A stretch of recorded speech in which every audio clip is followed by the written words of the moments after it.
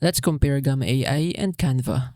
Gamma AI is built for fast, AI-assisted presentations.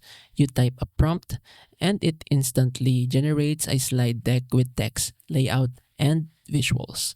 It's optimized for clean, scrollable presentations, similar to a web page.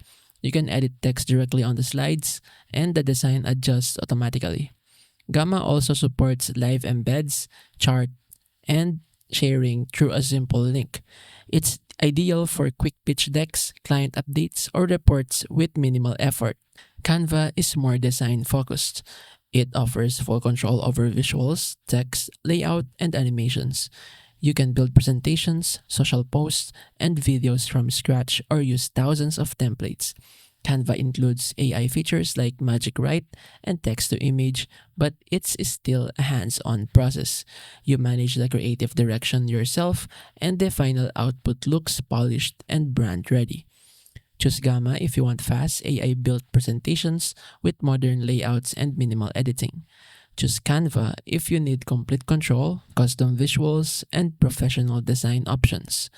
Gamma is for speed and structure, Canva is for flexibility and branding.